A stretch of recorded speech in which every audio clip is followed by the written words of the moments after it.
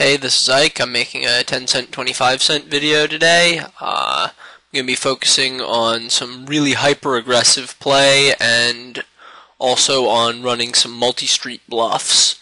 I'm not just doing this because it's 10 cent, 25 cent, and who cares about a $25 buy-in, might as well mess around.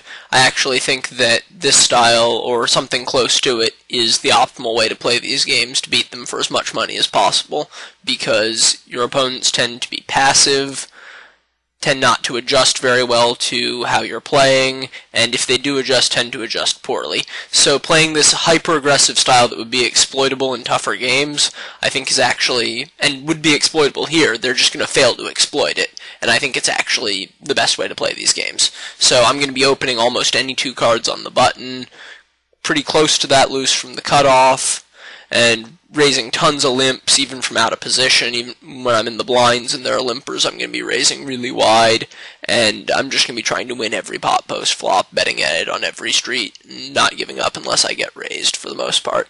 So let's start things off by raising up this 9-3 off on the button. Even playing as loose as I intend to be playing here, I'm going to be playing about 45-40, whereas in a normal game I might be playing, when I'm playing my normal stakes, I might be playing a lot closer to 25-20, so I'm going to be playing almost twice as loose. I raise up the 9-3, I get called by this very loose player from the small blind, continuation bet the flop. I turn a gut shot here. If I hadn't turned the gut shot, I might have given up there, but since I did, I'm going to bet the turn and shove the river. I don't think the turn bet in a vacuum shows a profit, but I think it sets up a profitable spot on the river, because I think the loose passive player like that is going to call the first two barrels really loose. He's going to call flop and turn with any pair, lots of draws, and is then going to fold the river with anything but a good ace. Re-raising this ace-jack off here. This guy seems kind of tight over the sample I have, but I imagine he's still opening somewhat loose in the cutoff, and will play poorly against the re-raise. So I got cold called by this real loose guy in the big blind. Flop comes bad for me. In a tougher game, I would check it back here, but like I said, I'm just going to be playing as aggressive as I possibly can here, and I'm going to c-bet the ace-jack. I stacked off the jack-10 there when I got raised on the flop. I think it's the right play. I could have called and maybe tried to get away on the turn, but I think stacking it off was the best choice with the straight draw there. I got called by top pair, but I think I'm going to take it down enough to show a profit on the play.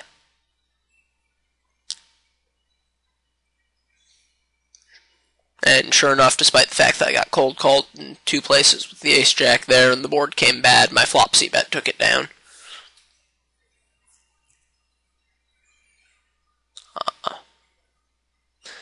I got this weird little underbet there against my king-queen. I just called it. He underbets again on the turn. Now that I've turned trips, I'm going to raise it up.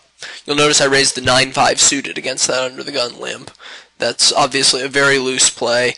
I'm going to make a good enough hand to show down very infrequently, but I think just raising it pre-flop and then betting that flop, just that alone shows a profit. I practically wouldn't even need to have cards against somebody who's limping as loose as he is. And folded to me, open the jack-5 suited. That might be it. That's probably not an open for me normally, but it's close. Jack-7 certainly would be. So I flopped pretty big. I'm just going to bet flop and shove turn. I expect him to call rather than raise a ton on the flop, and to conceivably fold some turns, though obviously not with a hand as strong as top two. So I want to just bet flop to get more money in the pot so that I can then bet again on the turn and take down a bigger pot. Against somebody who'd be more likely to raise rather than call on the flop. Better player, basically. I think calling on that board with one bet left to play is a mistake with almost any hand for him. So against somebody who would be more likely to raise the flop, I might have to go for a check raise or do something fancy on the flop there, because my hand's just not quite strong enough to be real happy about bet calling. It's too strong to bet fold, but it's just an ugly spot against a tougher player. But against somebody loose and passive, I can just bet the flop and shove the turn and have decent fold equity on both the bets and not have to worry too terribly much about getting raised. So, just another example of how weaker opponents facilitate this sort of loose aggressive style of play. And one thing that should make this video interesting is that this is not how I normally play. I'm a little bit out of my element here. Definitely going to be making more mistakes than I usually would be in a video. But I don't necessarily think that's going to be a bad thing for the quality of the video. I think making some mistakes and being able to discuss them will, in some cases, make the video more interesting. So I raised that 9-10 suited and then flopped middle pair. Middle pair is like exactly the sort of hand, other than total misses, that I'm likely to be playing a little bit slower in these games. Any sort of top pair, I'm just going to be trying to bet for value in most situations. And anything less than middle pair, I'm going to be playing as a bluff, basically. But with exactly middle pair on the flop, I think a lot of times I'm going to try and play a small pot and just get to showdown and win. So I just opened 8-4 off behind a limp. As I've been saying with the 9-5 suited open also, I just think you can open almost anything behind a lot of these players' limps and show a profit just opening and c-betting.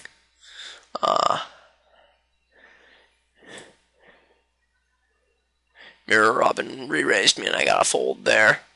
Let's see what he has here. Be interesting to see whether I think he's playing observantly and coming after my weak opens, or if he just had a good hand or is just the sort of player who re-raises a lot. So it looks like he didn't have much since he check folded a pretty dry board there.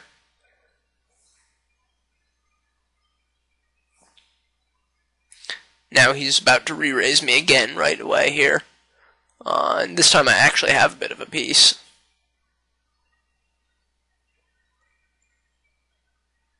So, oh, hold on just a second. There it goes. He re-raised me.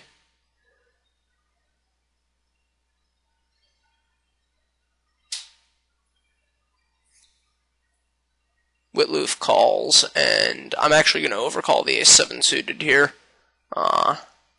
Definitely pretty thin, but especially because I don't know the player. But I think Whitloof probably has garbage here. He's been playing just about every hand.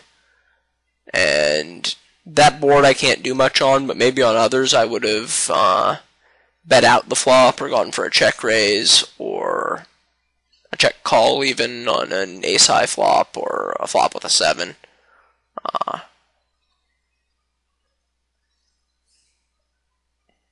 So, but on that board, obviously, I'm not going to do anything. And yeah, Whitloof had king-6 suited, but Mirror Robin actually had a hand.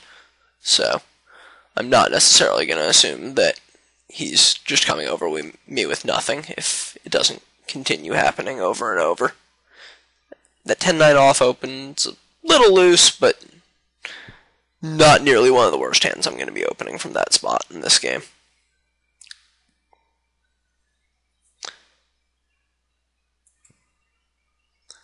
So I'm not quite getting to discuss every hand as I play it here. I'm just seeing so many flops, but mostly they're all the same story. Raise pre-flop, it's checked me on the flop, I bet. It's checked me on the turn. If there's only one opponent, I bet again. If there's still 2 others in the pot, I probably check it back. And I'll just be talking about sort of the more interesting ones as they come up, like the ones where I decide not to bet. This Queen-6 hand, I decide just check call it, play it passive. I don't really think that. I think I'm going to be basically bluffing out all the worst hands and getting called down by all the better ones if I bet multiple streets. And that really doesn't even change all that much now that the trips got there. Maybe I could have considered leading the river, but I opted not to. hoping to just induce a bluff there instead.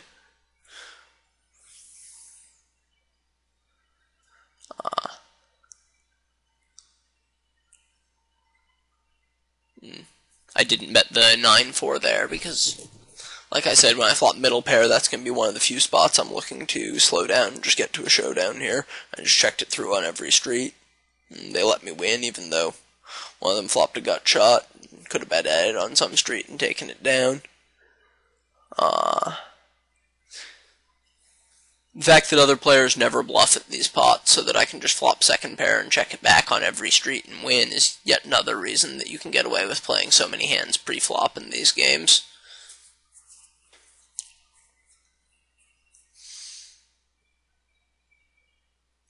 Let's see. Probably going to c-bet that ace-5, yeah.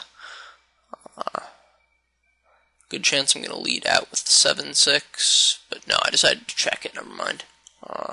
Might be check-raising a bet here, in fact.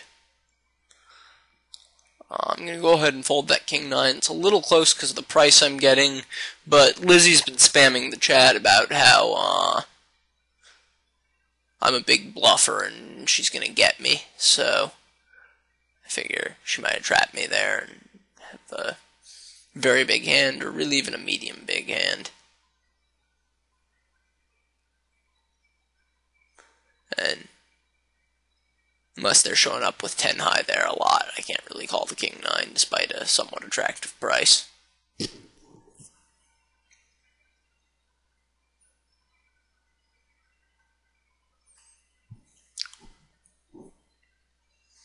Probably would have bet those 5s if it was checked to me, but since so much of my game plan here is based on the assumption that my opponents are going to be playing loose passive when they turn around and actually start betting at me, I'm actually going to tighten way, way up.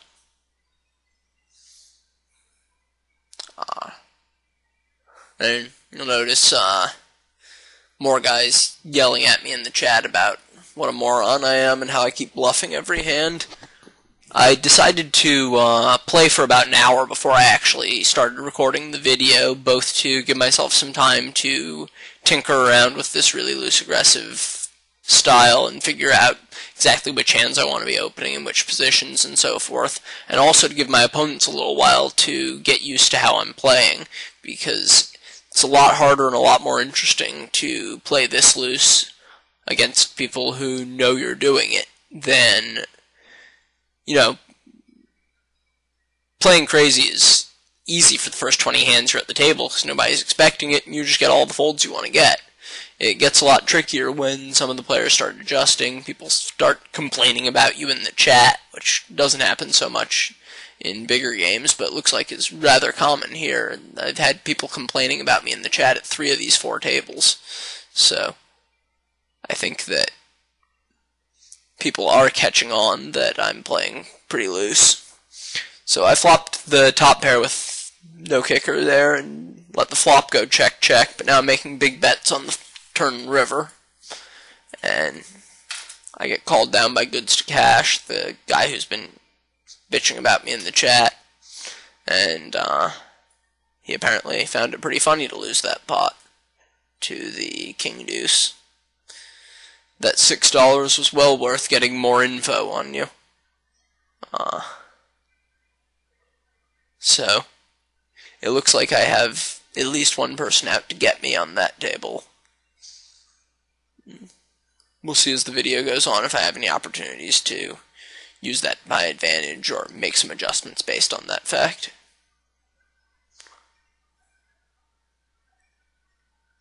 I maybe could have fired another barrel with that queen jack somewhere. I probably get him off the 6s. I didn't think he was calling the flop quite that light.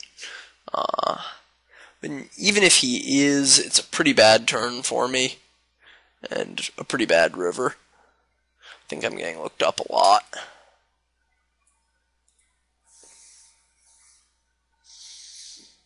This 8-9 suited, I could try and play it faster. I obviously have a huge draw. But I don't really think I'm getting him to fold anything huge on the flop. Now he checks it to me on the turn, and I can go ahead and bet at it.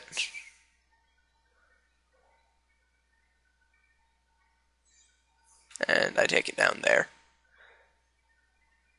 People always feel like they have to raise whenever they flop a big draw, but I really don't think it's true. You don't have to raise when you flop a big draw.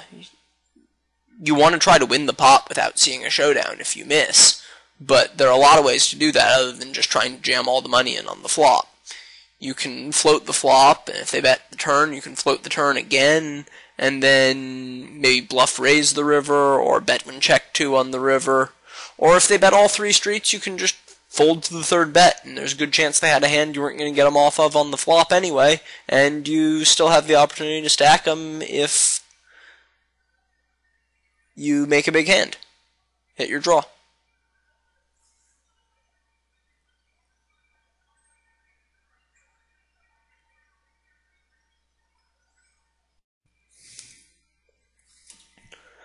So I flop top set with the 7s here. I'm obviously going to c-bet that. I get called. Turn is not the best card in the deck, but still pretty safe. I'm certainly going to keep betting my hand here. At this point, I think his range is pretty much any sort of 1-pair hand and any sort of draw. And now that's just about literally the worst card in the deck, but even still, I'm going to go for one more value bet here. I think that I can get called again by any sort of 1-pair hand. But now I get check min raised, and I'm getting an absurd price. I'm getting over 4-1 there. But I just never see a bluff in that spot. It's basically all of the draws got there, and you very rarely see players turning made hands into bluffs in these games. It'd be very surprising to me if he had done something like check raise an ace-6 there, trying to get me off of better hands. So, even with the ridiculous price he's laying me, maybe even more so because of the ridiculous price he's laying me, probably not, more so, but even still I think it's a fold just because it would be so surprising for him to have decided to bluff in that spot. So, the river bet was definitely thin, but I think it's true that he is calling that bet with 1-pair and 2-pair hands, and I think that if that's true, it's certainly the case that I should be value betting, that I'm going to be ahead more than half the time I'm called. And so long as I'm not uncomfortable folding to the raise, as long as I think I'm very rarely getting bluffed there, I think the value bet is correct, even though it's pretty thin. So I raise up that Jack-5 after the limp there. That's pretty standard for me. Really, even in tougher games, I like to raise a small to big limp with more than half of my hands, and Jack-5, I think, qualifies as good enough. And I bet the flop there with bottom pair, intending to continue on most combinations of turns and rivers as a semi-bluff. Now that I've turned top and bottom, obviously I'm playing my hand for value. I'm hoping to get called. But if the turn river had come off pretty much any 2 other cards, I would still be going bet-bet. Maybe if the 10 or the 8 pairs, I would be less inclined to continue. On pretty much any other cards, I probably would. If a 9 got there on the turn, I might be inclined to check it back, because now I've picked up a draw that I don't want to be raised off of, and a bunch of the hands that he could have called the flop with have made 2-pair. So if the turn is exactly a 9, I might check it back. On just about anything else, I'm going to go bet-bet there. Just to recap real quick what happened in that Jack-8 hand there, since I was busy talking about the Jack-5 hand on the other table. I raised it up pre-flop after Rashidon's limp, got called by OG Dealer in the small blind, and Rashidon from under the gun. Flopped a pretty poor top pair, but nevertheless bet it when checked to both to protect the hand and to get value from all sorts of weak crap that they're likely to call with on the flop there. And then I got called by OG Dealer, Rashidon folded, and on the turn I made trips, and Dealer led out for, like, 2 into 8 or something like that, and I 250, and I had a bit of a decision there, because if I raise and get it in, there's a good chance I'm going to be behind a lot of the time. My kicker's pretty poor. I'm rarely going to be ahead of other trips hands. But at the same time, I don't really think he's going to lead out for the underbet after he turns trips there. It seems more like the sort of thing he might do with a 10 or some sort of straight draw. So, since I'm putting a straight draw as a big part of his range, I don't really want to let him see the river for cheap there. And I might get called down by a 10, but the biggest reason I decided to raise is to not let him see a cheap river with a straight draw there. So I raise it up, and he folds. Against a player who bets bigger, and if he had bet bigger on the turn, even if he had bet small on the turn, but was the sort of player who might bet bigger on the river, calling rather than raising there is much more feasible, because you might snap off a big bluff on the river, but if he has a straight draw that misses on the river, he's probably going to bet like 3 or 350 there, and so my implied odds for calling to call again on the river are pretty poor and not worth it relative to the size of the pot and the chance that he draws out on me if I let him draw cheap. So I'm going to resume the video now. Open up the 7-4 suited from the hijack here. That's probably about the worst I'm going to be opening, even playing as loose as I am. I might open up the 6-3 there also, but not the 5 deuce. I get 3-bet by this 14-11. That's real tight, so I'm just going to fold to that re-raise. No problem. Flop middle pair with the 10-3 there after raising the limper, and I had been saying earlier that I was going to be playing middle pair pretty slow a lot of the time, but on the 2-3-4 board there, I think I'm going to get called by ace high a lot, so I'm value betting it there. Even though I don't expect to, get to bet every street and get to showdown and have the best hand, I'm still getting value out of my hand on the flop by getting called by ace high hands that are behind me, and then I can make decisions on later streets about how I want to handle them. As it turned out, I turned the flush draw, so I had, I think, a pretty clear bet there for value mostly, and also to protect my hand. If I get check raised all in there, I'm not loving it, but he might have ace high, and with the pair and flush draw, I easily have enough equity to call, so I would not have terribly minded being check raised all in there, but it's not really what I want. I want to just get called again by an ace high hand and then let the river go check, I win. It's the ideal scenario there.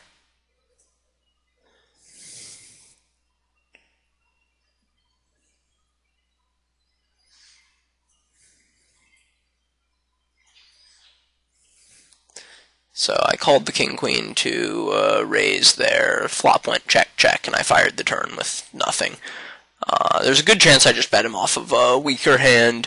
There's a decent chance I bet him off of some sort of ace high, but in any case it seemed superior to me to checking just because I'm going to be in a tough spot if I do.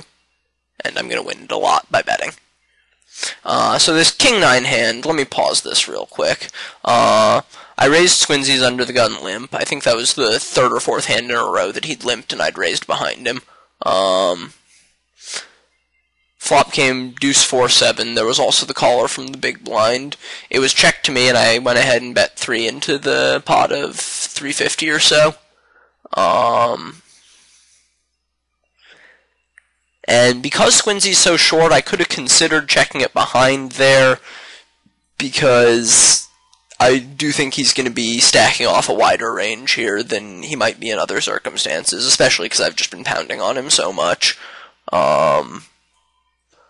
But I still think I take it down on the flop enough. That's a really dry board. So many of his limps are just 2 random overcards to that board, and what can he do? So I think that my bet takes it down enough of the time to show a profit. So I go ahead and bet, and now the first guy folds, but Squinzy shoves on me here, and now I'm getting a really good price to call here, about 3.5 to 1. So I ran some numbers on this hand afterwards, and it turns out that if he's shoving a range of all of the conceivable open-ended or gut-shot straight draws he might have limped, anything that flops a pair here, any sort of pocket pair, and a handful of ace-high hands, I'm getting just about exactly the price I need to call. On the other hand, if you take out some of those ace-high and gut-shot hands and weight his range more heavily towards pairs, it's a fold, and if you throw in some random overcards hands, some jack-tens and stuff like that, it gets to be a pretty clear call. I think that actually the most likely scenario is that all of the gut-shot or better hands are definitely in there, and there's a good chance he's even sticking it in with some random overcards here, just because of the dynamic over the last several hands where I've been raising his limps and winning every pot. So I go ahead and call it off with the king-9 here. And turns out he has queen-7 for top pair, and I don't get there. But I'm actually, despite the fact that it made me look absolutely retarded, pretty happy with how I played that hand. I would not change any of the decisions I made there, even though it looked pretty ridiculous.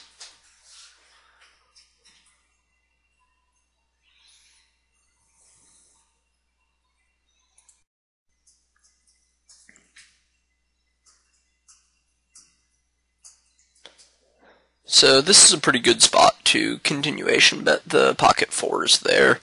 Even though my hand has some showdown value, if I let another two cards come off, that's no longer going to be the case by the river, almost certainly. So I'm just going to play my hand like it's two blanks here, basically, and see whether or not I can win the pot. I get called in one spot. Flush gets there on the turn. No, OG dealer makes another one of his weird little underbets, and this time I just fold to it. If I hadn't just raised him off of a similar underbet in a similar spot, I might have considered bluff raising there, but it seemed likely to me that he was expecting a raise in that spot, and so I decided not to give it to him. This ace-9 hand up here gets kind of tricky. Another underbet spot. Sandalchen leads out for a little under half pot there, and Witloof calls, and I think his range is draws and big hands on the flop, and I could raise there, but I opted to call because I'm not going to be very happy getting it in if I get 3-bet. And now I call again against this underbet on the turn. I think that was a mistake. I think that when he underbets twice there, it's much more draws and much less big hands, and that it's a mistake to let the river come off so cheap with top pair and a good kicker against him there, and that I really should have made it 8 or so on the turn there. I think I'm happy with my river call there. I think he would play missed flush draws that way. As it turns out, he had flopped a pair and a flush draw, and he rivered trips. So I lose, but I think I'm happy with my river call. I'm not happy with my failure to raise the turn there. I think that was a pretty clear turn raise, and that I screwed up in that spot.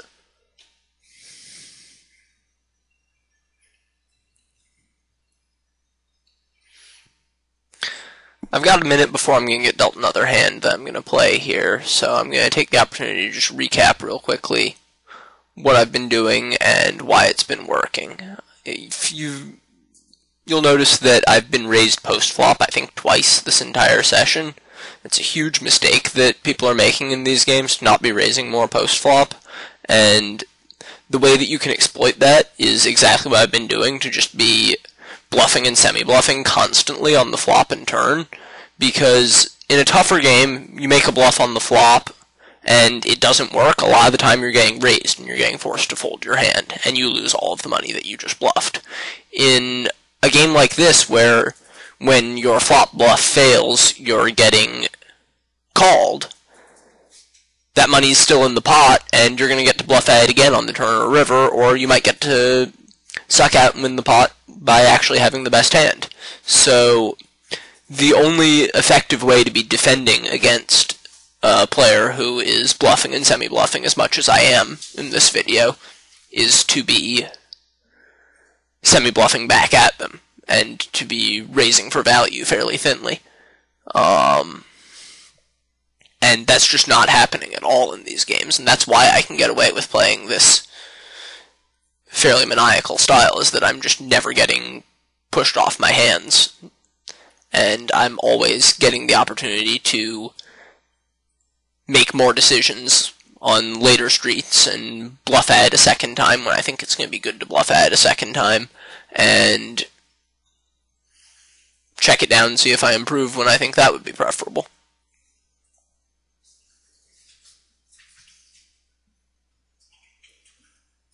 So here in this Jack-9 hand, it's a pretty ugly board, but he bet 175 into 15, so I kind of have to call with my double gutter there, even though neither of my straight draws is all that impressive, and they're already 3 to the flush on the board. But now with the 4th heart getting there, there's no chance my hand is good. There was some chance my hand was good on the turn, and just the pair of jacks. And I go ahead and check fold it. And I think I'm happy with how that hand went. I don't think I would have played any of the streets differently. I raised up that queen deuce suited from the small blind after a couple limps and took it down pre-flop. Even pre-flop is an example of what I was just talking about a minute ago, of how when you're never getting re-raised, you can afford to semi-bluff endlessly. In fact, it's actually maybe the strongest example of that in all of this. I'm not really getting re-raised pre-flop either, and pre-flop too, the only way to defend against somebody who is opening a huge range, basically semi-bluffing every single hand, is to re-raise them back and not let them see flops. When I'm raising at the pot and I have a chance of taking it down pre-flop, and if I don't, I'm just getting called, and I'm going to have a chance to take it down on the flop, and if I don't, I'm just getting called, and then I have a chance to take it down on the turn. Each one of these early street bluffs that I'm making is heavily subsidized by the possibility of something good happening on a later street, in a way that's just not the case when you're playing against people who actually raise you back and make you fold your hands on the early streets. So, the lesson to take from that is sort of twofold. On the one hand, when you're not getting re-raised, regardless of which street you're talking about, you can semi-bluff much, much more often than you would be able to otherwise, and when you're playing against somebody who is semi-bluffing constantly, the way you have to adjust to that, and the way that none of these people are adjusting to that, is to raise them back rather than just calling and calling and calling.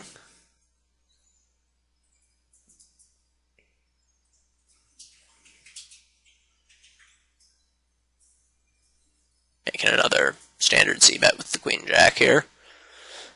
And I finally got dealt a big hand on that bottom right table. I got aces.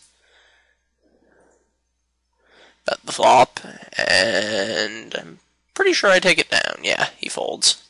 So, it's another thing. I haven't really had a big hand this whole session, and I've been showing a profit, and that profit's been coming almost exclusively just from winning medium pots on the turn river with bluffs. I imagine I'd be up a lot more if I'd actually made some big hands at some point in this session. And yeah, I got re-raised with this ace-7 suited open here, but it's a min re-raise, and so I get to call it. And now he min-bets the flop, and I have a backdoor flush draw, I have an overcard, some good things can happen, I get to call it again. And that's sort of going along with the same thing I was saying earlier about how nobody is betting and forcing me out of pots, and even when they are betting, they're betting these ridiculously small percentages of the pot. So, once again, it's a situation where I get to see more cards come off, get more opportunities to make good decisions than I should.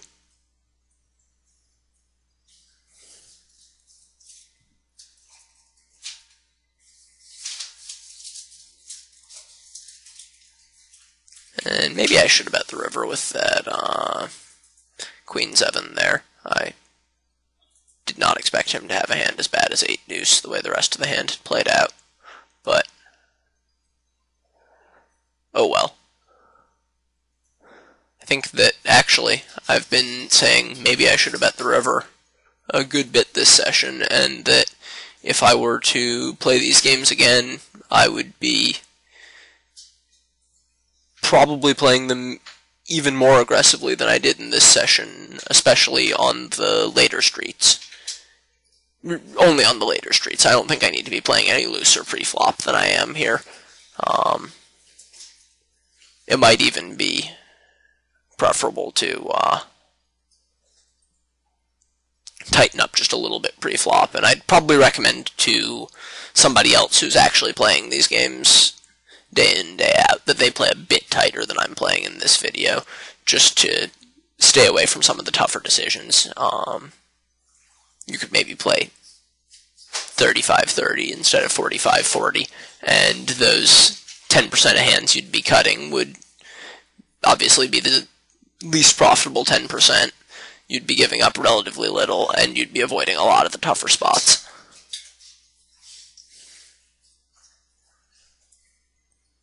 So, I made a couple re-raises in the last minute here. I repopped that 7-5 suited against DiSolano's open. He had just gotten to the table. He doesn't really know how aggressively I'm playing, and I think I stand to show a good profit on that re-raise. And then the 7-8 against Kaiwan. Same idea. He is also relatively new to this table, and he's been there a bit longer than DiSolano has, but yeah, I just think players don't really know what to do against 3-bets in this game. You see them so infrequently. I've been noticing that as long as you don't do it constantly so that they start picking up on just how out of line you are and just stacking it in pre-flop with anything and everything, that really you can get yourself into a lot of situations where they're just calling your re-raise and then check folding the flop.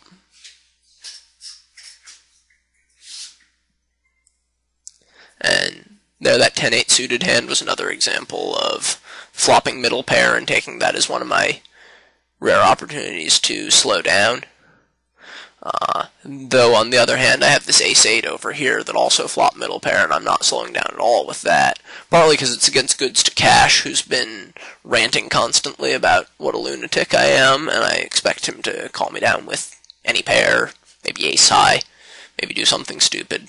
I want to give him the opportunity to. And now, this is a kind of goofy spot. I decide to shove the river for a little more than double pot here. I think I just about always have the best hand, and I think that he's going to be calling that. He's certainly not going to call it as often as he would call a normal bet there, but a normal bet into that pot would have been like 8 or so, and instead I'm shoving for 25, so he only has to call it a third as often for me to do just as well. And I think he probably calls it maybe something more like half as often, and I actually show a bit bigger of a profit on that shove. He basically never has a king. I don't really see him check calling 2 streets with the straight or with anything that turned trips, so my hand is, for all intents and purposes, the nuts there, and I think that the big overbet is the best way to get value out of somebody who's sick of my shit and might look me up with who knows what there. If he hadn't been going off in the chat for the last 20 minutes about how I'm a stupid American burning money, I would probably have just bet 8 there. But with the dynamic what it was, I think that the play was to make the big overbet I did.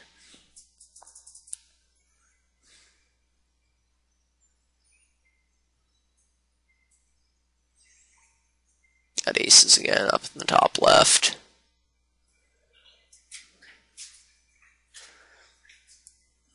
Raise it up, get called.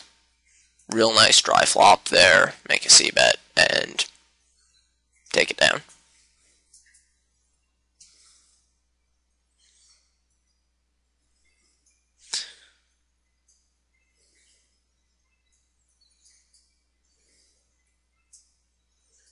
and I'm going to give up with that 10-7 after betting the turn. Sure enough, he rivered 2-pair there, but I would guess that with the dynamic we have, he was calling a river bet unimproved with his pair of 5s there. So, I'm happy with my decision to not bet the river.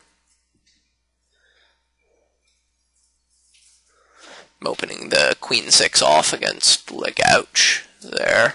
I would definitely not be opening that against a tougher big blind, but this guy just has called every pre-flop open and has never raised me post-flop, and generally folds the flop or calls the flop and folds the turn as he did there. So I think I could literally play 2 blanks profitably, small to big, against him, just by raising and betting most turns.